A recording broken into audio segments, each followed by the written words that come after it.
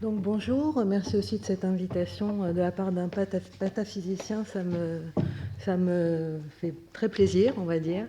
Donc le sujet aujourd'hui, c'est, je vais vous parler d'Internet et de comment on peut matérialiser, en tout cas quand on est artiste, les questions autour de l'Internet. Donc mon titre aujourd'hui, c'est Untitled. Donc vous avez une petite danseuse ici qui s'appelle Angelino. Donc je vais parcourir dans ma présentation ce qu'elle fait, mais en tout cas, si vous tweetez avec le mot ange, cette petite danseuse va tourner. Voilà.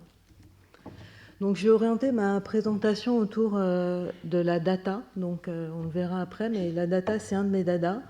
Donc, c'est quelque chose qui est très prégnant dans l'informatique. Et donc, moi, je travaille autour de la data. J'essaye de l'explorer, de la mettre en forme. J'essaye de la comprendre. Et en tout cas, je travaille aujourd'hui en observant Internet et plus particulièrement certains acteurs, vous allez le voir. Et je dirais que c'est plus ma posture scientifique, c'est de prendre Internet comme un sujet d'observation. Ouais, donc je suis une ancienne scientifique, donc j'ai gardé ce pli, c'est-à-dire j'observe comment les choses se passent, j'observe certains acteurs, j'observe ce qu'ils font, et j'essaye de transformer ce que j'observe en quelque chose qui est appréhendable par d'autres.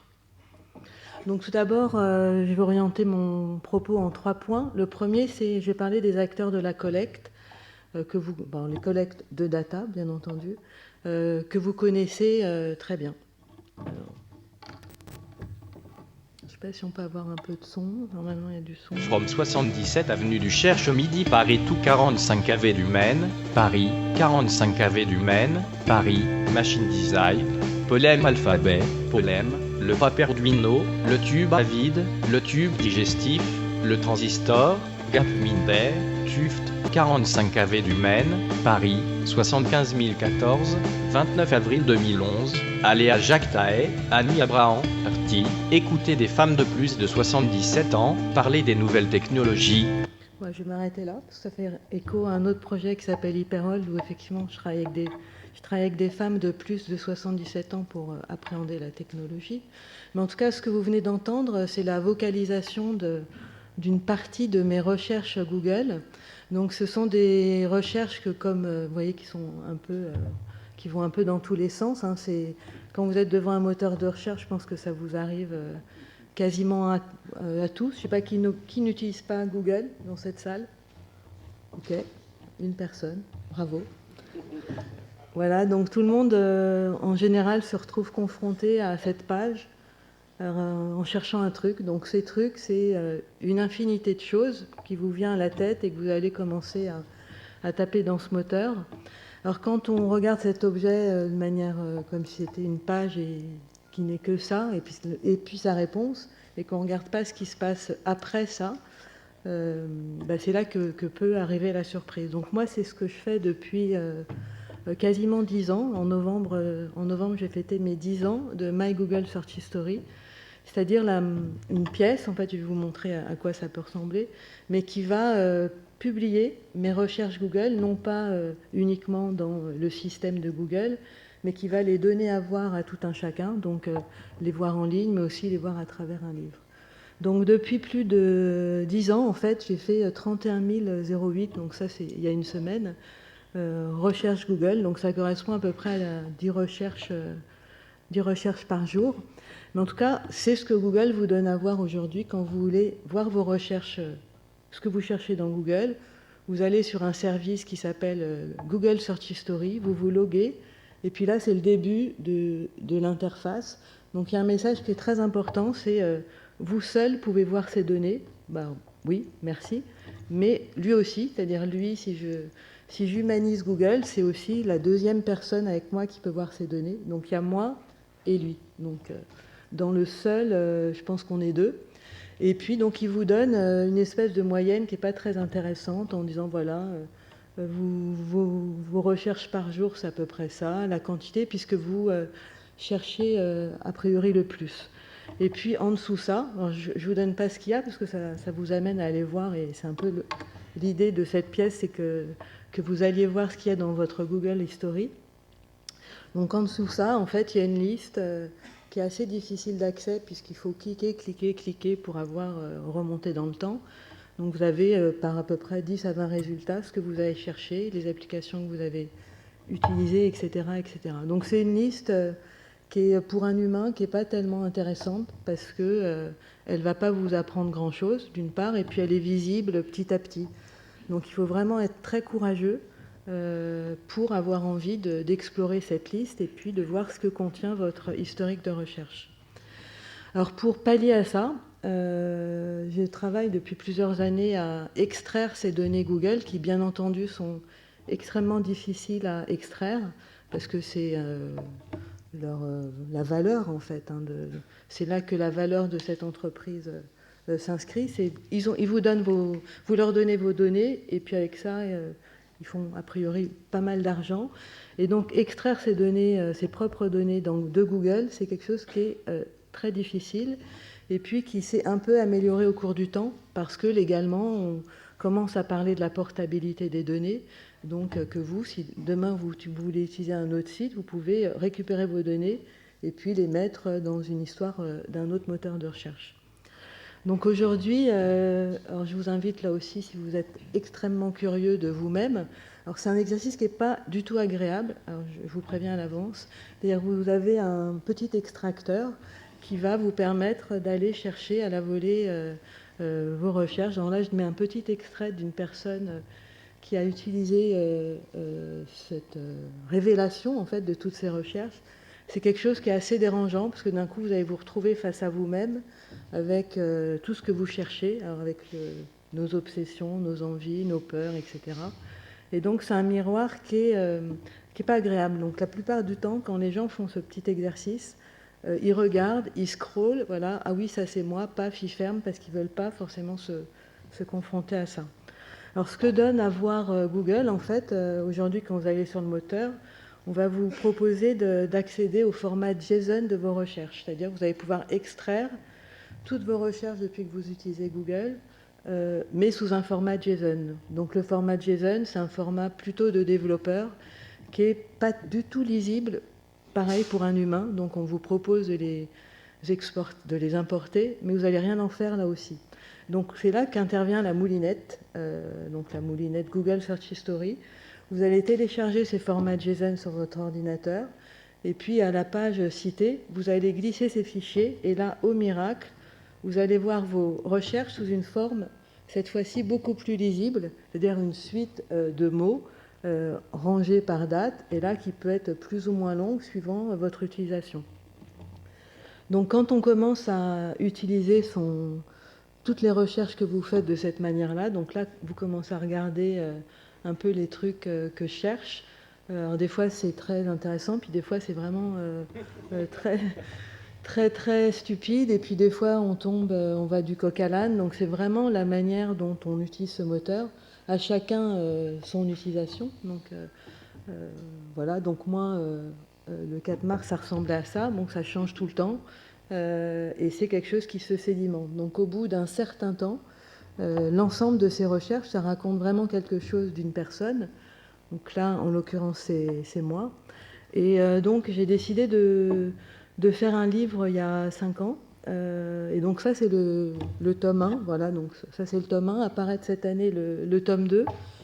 Donc que contient ce livre? Alors il contient une liste de mots. Voilà, donc c'est vraiment une liste qui est elle aussi organisée par jour. Voilà, donc ça c'est le mois d'octobre 2010. Et donc c'est un livre, quand on l'ouvre, on le parcourt, mais on a une grande difficulté à le lire parce que c'est par définition un livre illisible. Voilà, alors ce livre en fait il est là pour révéler les usages qu'ont les grands acteurs du net avec nos données. Donc faire ce livre, c'est aussi signifier la quantité de données qui sont récoltées sur vous et dont vous n'avez pas forcément la mesure. Donc tome 1, ça va. Tome 2, ça commence à faire un peu plus. Donc j'espère qu'au cours de ma vie, j'atteindrai au moins 10 tomes. En tout cas, c'est mon souhait. Alors si vous voulez faire la même chose, c'est très facile. Vous allez sur mon site, sur l'extracteur de données. Vous récupérez vos données et puis vous faites des trucs avec. Voilà. Et bon, moi j'ai fait un livre, vous pouvez faire aussi un livre ou que sais-je d'autre. Voilà.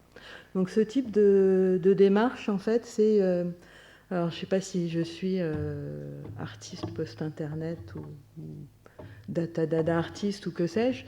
En tout cas, moi, ce qui m'intéresse dans la pratique artistique et de l'Internet, c'est de pouvoir matérialiser, essayer de révéler un peu la manière dont les choses se passent. Et en tout cas, ce livre, pour un grand nombre de personnes, c'est une manière de révéler ce dont on parle beaucoup dans les journaux. On parle beaucoup des données. Il n'y a pas beaucoup de gens qui voient dans la rue des données. Voilà, donc ça, c'est une manière de révéler et de montrer qu'est-ce que c'est ces données et quelles sont les données que les grands acteurs du web ont de vous. Alors un autre projet qui s'appelle le Manifeste Data Dada, qui est un projet que j'ai réalisé avec Julien Lévesque, qui est là une espèce de rencontre en fait entre le monde des données et le monde artistique. Donc là on a pris les dada, parce que bon, on est plutôt dada, on va dire. Et donc là, c'est un manifeste que je montrerai à la fin, mais qui permet de créer des objets qui sont animés par la data, mais qui sont a priori complètement inutiles. Donc un premier, c'est Badaboom à gogo. Voilà, donc c'est une installation data dada qui est connectée à un pétard à ficelle et qui se déclenche. Voilà, c'est tout. Et donc c'est un pétard connecté, donc qui peut se connecter partout dans le monde et qui va s'activer à un moment, à partir d'un événement. Donc là, on avait choisi la donnée Badaboom. Et donc, quand on utilise une application et qu'on écrit Badaboom, paf, le pétard va péter. Donc là, on n'en a qu'un, c'est un peu minimaliste. Souvent, on fait des installations à 12 machines à pétard. Donc là, qui s'activent les unes après les autres. Voilà, donc ça, c'est un des objets. Un autre objet qui est, lui, encore plus inutile que la useless machine, pour ceux qui connaissent la useless machine. Donc c'est le summum de l'inutilité, là aussi. Alors, l'intro est longue. Voilà, donc là, voilà, donc vous connaissez la useless machine, c'est cette petit interrupteur qu'on pousse et qui se referme tout de suite. Donc là, elle est useless, encore plus useless, parce qu'on n'a même pas besoin de toucher l'interrupteur. Le pouce est activé là aussi par une donnée sur Internet. Donc quand alors là, je ne sais plus sur quel mot ça agit, mais bon, en même temps, on peut customiser ces mots-là. Ça active le pouce. Voilà. Donc voilà le type d'objet Data Dada. Et alors le manifeste Data Dada, je vais vous le lire rapidement. Donc c'est ma data là, mais ceci n'est pas de votre ressort. La data, c'est GAFA. La datum, c'est Badaboom. Ma data est une poule aux œufs d'or. Lucky la data qui ne peut être vendue. Pâquerette à gogo. Quand la data se manifeste, cela fait Adada, AU et Adia. Quand la data se vide de sens, elle change de direction. Je répète, la data, c'est GAFA. La datum, c'est Badaboom. La data, c'est comme un ange, unisexe et pur esprit. C'est la data là, qu'on se le dise. Alors, ce petit manifeste, alors je ne vais pas faire une explication de texte, je vais juste focaliser sur quand la data se vide de sens, elle change de direction. Alors ça semble un peu oui, brut de sens, mais en tout cas, la grande difficulté qu'on a sur les datas aujourd'hui, c'est qu'on a du mal, en fait, je ne pense pas à vous que je l'apprendrez, mais à sortir du sens, en fait, de toutes ces données, parce qu'elles sont nombreuses, parce qu'elles n'ont pas de forme, parce qu'on travaille souvent la plupart du temps sur des représentations 2D, après 3D, mais en tout cas, c'est assez difficile d'extraire du sens pour un humain lambda. En général, c'est une liste de choses, une liste de données, comme la liste des mots tout à l'heure. Voilà, donc quand elle se vide de sens, ça veut dire qu'il faut changer de direction, c'est-à-dire qu'il faut regarder le truc autrement, et puis souvent essayer de faire des choses qui a priori sont inutiles pour en dégager quelque chose qui va nous éveiller d'une autre direction. Voilà. Après, les GAFA, je pense que là aussi, vous devez connaître qui ils sont, hein, Google, Amazon, Facebook, Apple, dont on parle beaucoup. On n'agit pas totalement, forcément, avec eux. On se laisse pas mal faire. Donc voilà, ce manifeste, c'est aussi c'est ma data là, mais ceci n'est pas de votre ressort. Voilà, donc en fait, c'est vrai qu'on stocke vos données, mais tant qu'on utilise ces produits, enfin, ces acteurs, on n'a pas grande action. Donc c'est pas tellement de votre ressort, parce qu'on est un peu inanimé dans ce monde numérique tel qu'il se déroule. Voilà. Alors Les Illuminés, c'est une pièce de l'année dernière. Donc là, c'est une mise en avant, en fait. On est le 11 octobre, on a au moins dépassé le 11 octobre 2064. Et puis, donc là, c'est une projection en imaginant Google mort. Voilà. Donc c'est une personne, ou en tout cas, elle est tellement possiblement humaine que c'est ce que raconte cette pièce. Donc c'est un petit hôtel qui ressemble à ça, en fait, avec 3 petits anges qui sont les acteurs, les patrons, en fait, hein, de Google, des petits badges clignotants qui sont souvent volés, en fait, parce qu'ils sont comme un peu collectors. Donc en fait, cette pièce, c'est pour un peu parler des chemins, en fait, que suivent ces acteurs, à la fois de travailler sur une espèce d'éternité, en fait, comment on stocke ces données dans le temps, comment finalement on nous fait oublier que le temps passe, comment on veut oublier que nous-mêmes sommes mortels, et donc ces acteurs qui travaillent sur le transhumanisme pour nous prolonger dans autre chose que notre corps. Voilà, donc c'est un petit recueillement, en fait, que vous pouvez faire. Alors les gens, souvent, peuvent écrire des lettres et les mettre dans une petite boîte aux lettres qui est adjointe, comme une lettre de condoléances. Voilà. Donc c'est une pièce qui est là pour essayer de montrer que tout ça, on a une vision, en fait, du temps qui est assez particulière, j'ai l'impression, aujourd'hui, où on s'imagine avec tous ces outils à la fois puissants, à la fois démultipliés, à la fois peut-être immortels. Donc voilà, c'est plus une manière de se rappeler que nous sommes mortels. Et puis, Anne-Cécile en parlait, la blockchain. Donc moi, ça, c'est mon projet blockchain. Donc ce sont une série de mouchoirs brodés qui sont avec des messages divers et variés. Donc là, gaffe à vous, gaffe à toi. Donc il y a aussi Big Dada is watching you. Voilà, donc une petite collection de mouchoirs qui ont chacun un numéro blockchain. Et donc je vais offrir ces mouchoirs et puis je vais voir comment ils vont circuler. Voilà, donc c'est une version hyper low-tech du sujet. Voilà. Donc en général, j'aime bien travailler sur le low-tech. Donc là, je crois que c'est mon projet le plus low-tech. Alors après, donc le volet 2, en fait, hein, de ma présentation, c'est au sujet de l'animation des objets.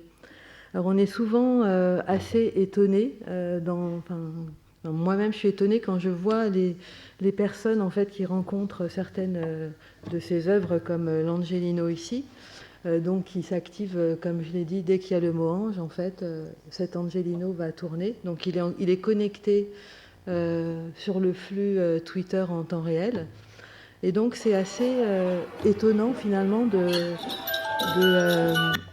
de voir que Internet, en fait, s'activant dans un objet simple comme une boîte à musique, finalement arrive à un peu réenchanter finalement ce monde qu'on vit à travers un écran.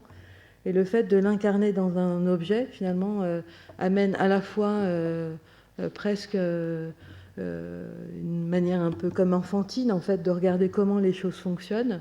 Et le fait de montrer qu'on peut avoir du pouvoir sur un objet réel et non plus sur quelque chose qui est quelque part, on ne sait pas forcément où, qui est derrière un écran, permet d'expliquer, en fait, comment on peut agir, en fait, sur ce monde d'Internet. Alors, cette pièce, je l'ai créée il y a plusieurs années, en 2009, au début de Twitter. Donc c'est une époque où, en fait, j'étais complètement collée à l'écran. Voilà, donc je n'arrivais pas à me passer de ce flux, comme on peut l'être souvent. On est complètement accroché à cet écran et qu'on n'arrive pas à reculer. Donc c'est une pièce qui m'a permis de me distancier, en fait, de cet écran-là. Tout simplement parce qu'en fait, j'avais installé cette pièce chez moi.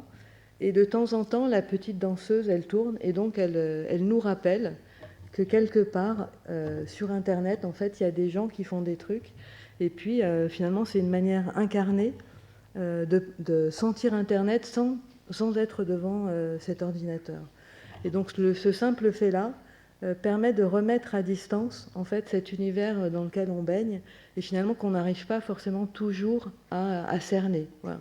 Donc savoir que Twitter était là, incarné dans cette danseuse, permet en fait, en tout cas moi, personnellement, m'a permis de m'en détacher. Donc une espèce d'objet traditionnel dans lequel la magie d'Internet intervient. Alors l'Angelino est customisable, on va dire, parce qu'on peut aussi l'activer en fait, avec n'importe quel hashtag. Donc tout à l'heure j'avais mis Collège de France, donc il n'y a pas grand monde qui tweet en utilisant le hashtag Collège de France. Les anges marchent beaucoup mieux en fait. Voilà. Alors une autre pièce s'appelle Au-delà de 1 mètre par seconde. Donc là c'est... attendez, hop, non, pardon. Ouais. C'est un objet là aussi qui est connecté. Voilà. Donc, qui est un dispositif en fait sur lequel j'ai travaillé il y a quelques temps quand je m'interrogeais sur la manière là aussi de ressentir Internet, de le quantifier, de le rendre tangible. Et donc c'est un dispositif qui rappelle les roues à aubes en fait, avec un dispositif qu'on voit bouger. Ouais, donc, et c'était assez important dans cette pièce-là qu'on ait à la fois un engrenage, à la fois un système qui bouge, un peu comme dans les systèmes mécaniques qu'on pouvait connaître avant. Et donc c'est des petites billes, voilà, qui s'écoulent le long d'une pente inclinée. Voilà, donc, et cette pente inclinée, en fait, va permettre aux billes de tomber et comme ça d'engranger un système de mouvement, alors pas perpétuel, parce que c'est... mais bon, si tant qu'on n'arrête pas la machine, ça va continuer. Et chaque petite bille, en fait, est la représentation d'une action de quelqu'un sur Internet qui va publier un blog, un article dans un blog ou dans un site de ce type-là, dans lequel l'expression « je pense » est utilisée. Ouais. Donc dès que quelqu'un va écrire « je pense qu'il fait beau », par exemple, ou « je pense ceci, je pense cela », ça va être représenté par une petite bille. Donc et toutes les 30 secondes, on va interroger sur le nombre de « je pense » qui ont été publiés en ligne. Et voilà. Donc c'est là aussi tout simplement l'expression de l'activité d'un flux, avec cette perception qu'il y a des gens qui sont quelque part avec une action bien particulière et qui vont animer eux aussi un objet à distance. Donc ça signifie aussi la masse en fait de toutes ces petites actions qu'on fait sur Internet qui génèrent en fait un flux incessant et qui là sont animés dans cet objet-là. Alors un autre objet qui est lui beaucoup plus dada, donc, qui est on pourra le tester tout à l'heure à la pause, qui s'appelle le Dada Printer. Donc c'est une petite imprimante thermique qui va imprimer tout ce que vous allez raconter ou devant une interface web ou devant une application, mais ça va être digéré en fait par le moteur de reconnaissance Google, donc qui est quand même assez puissant. Donc, je ne sais pas si vous avez déjà testé ce moteur qui reconnaît tout ce qu'on raconte, mais qui de temps en temps a des blancs. D'ailleurs, dans votre discours, il y a des trucs qu'il ne va pas comprendre, et donc il va combler les blancs avec ce que lui a compris. Voilà. Donc des fois, c'est assez étonnant. C'est pour ça qu'il s'appelle le Dada Printer, parce qu'il va raconter de temps en temps n'importe quoi par rapport à ce qu'il perçoit de votre discours. Et donc c'est d'une poésie assez étonnante. Et c'est un peu là le point sur cette pièce-là, c'est que finalement les outils qu'on nous propose en général n'ont pas ont en eux cette poésie, mais elle n'est pas forcément révélée.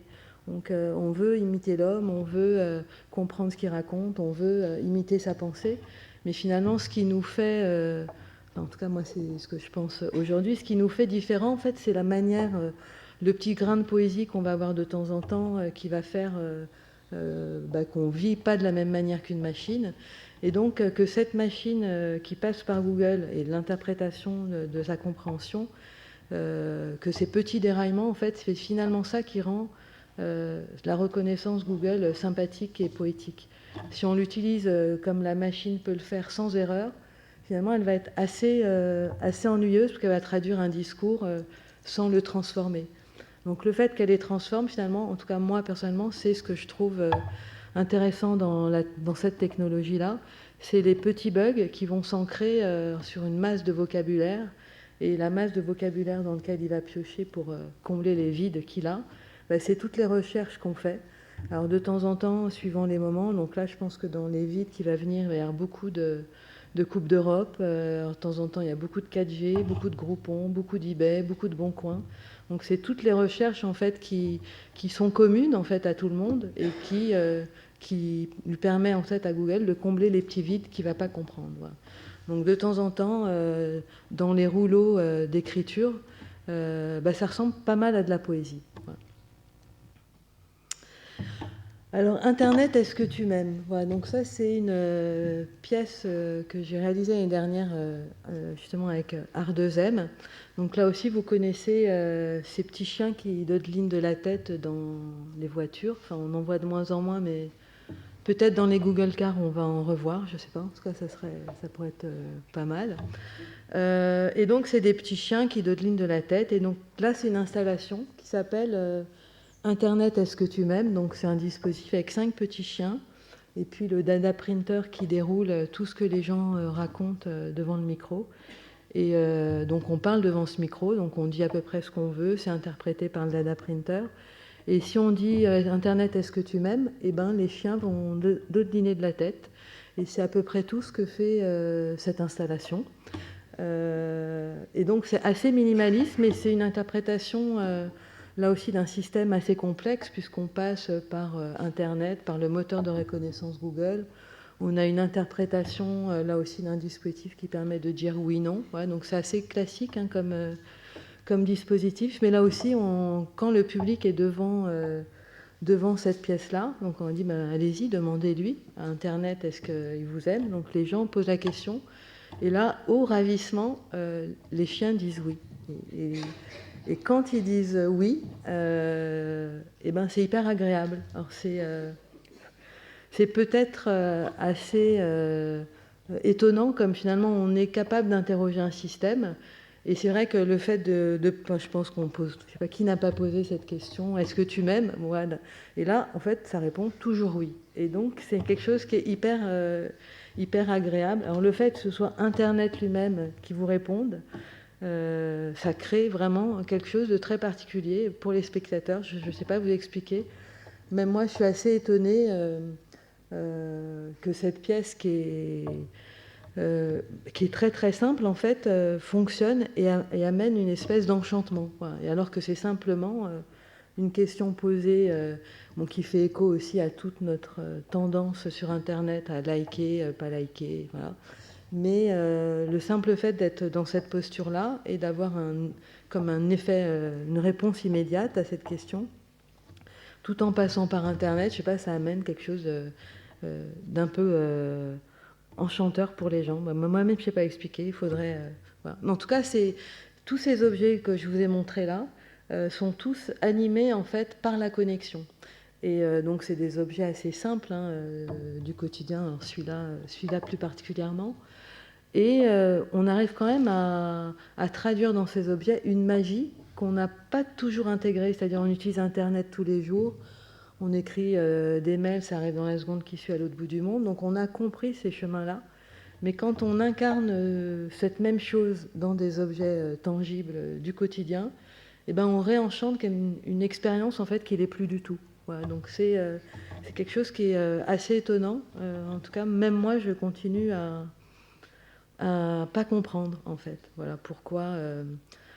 Alors pourtant, je les fais de plus en plus stupides les objets, et en fait, c'est pas là que se joue le point. Donc là, j'ai aussi un projet de chips connectés. Bon, voilà, mais c'est vrai que quand j'ai des chips connectés, putain, c'est génial. Non, enfin, c'est juste Internet qui va agir sur une pomme de terre. Voilà, donc c'est.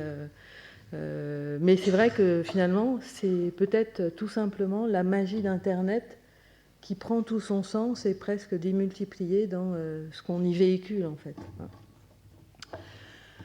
Alors, je vais finir sur, je l'ai appelé vers l'au-delà. Alors, vers l'au-delà, parce que finalement, au fur et à mesure de ce travail, en tout cas du travail de, alors, je sais pas si de recherche ou d'exploration que je fais, il y a toujours un peu cette magie enfin, par laquelle je suis un peu fascinée. Donc, un des projets qui s'appelle Le Livre Infini, donc, que j'ai coproduit avec Ardezem et Anne-Cécile. C'était la question de se dire, je vais prendre la question du livre numérique, mais je ne vais pas traiter le livre numérique avec une machine.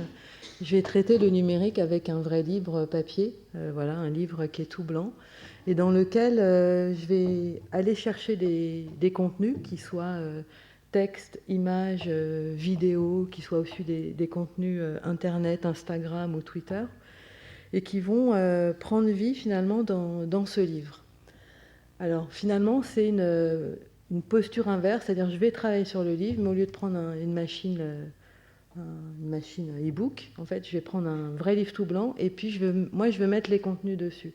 Donc on retrouve finalement la même expérience que celle qu'on connaît, c'est-à-dire on est devant un livre, on tourne les pages, et finalement, quand on est devant un livre, on a besoin du contenu là où la page est ouverte. Finalement, vous ne savez pas si ce qui est avant et après est présent. C'est-à-dire, si c'est blanc, finalement, vous ne le savez pas puisque vous ne le voyez pas. Par contre, là où la page est ouverte, le contenu doit être là. Donc le principe de ce livre, c'est ça, le contenu n'est là que quand vous êtes à la bonne page.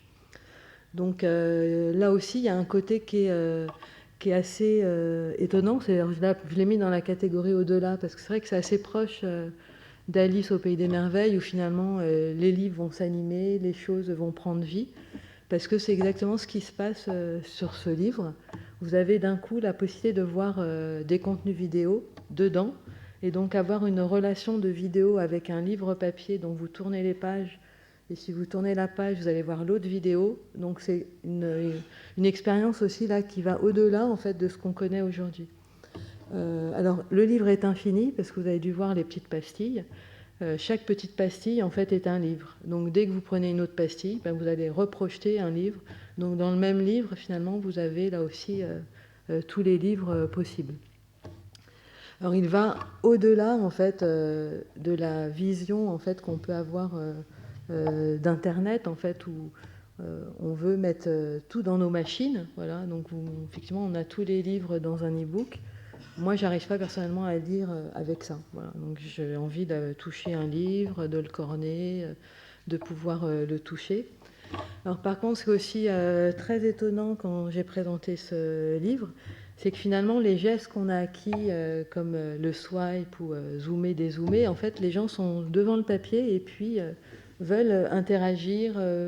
Voilà. Donc, en fait, il y a tout un mélange qui est là aussi intéressant, où sur des supports comme du papier, en fait, on a envie d'utiliser les signes en fait du numérique. Alors là, c'est plus une invitation, là qu'on a appelé Mentalista Guinguette, en fait, qui fait un peu, là aussi, qui va vers un dispositif qui se joue en fait de l'internet, de la connexion, et là qui se joue d'un dispositif de mesure d'ondes cérébrales. Donc là, c'est un dispositif avec un collectif qui s'appelle We Love the Net. Et donc, c'est un dispositif qu'on met sur la tête, dont on met des électrodes et on met un capteur, en fait, qui va détecter votre activité cérébrale et qui va permettre, là aussi, d'agir sur un certain nombre d'objets. Donc, la Mentalista Guinguette, en fait, c'est un événement, une petite performance qu'on va faire à Futur en Scène pendant... la Gaîté Lyrique pendant Futur en Scène. Et donc là, l'idée, ça va être, à partir de ces dispositifs de captation d'ondes cérébrales, de faire léviter du saucisson et puis d'imprimer son menu à la demande. Voilà. Donc ça va se présenter, là, je vous ne révèle pas tout, parce que sinon vous ne viendrez pas.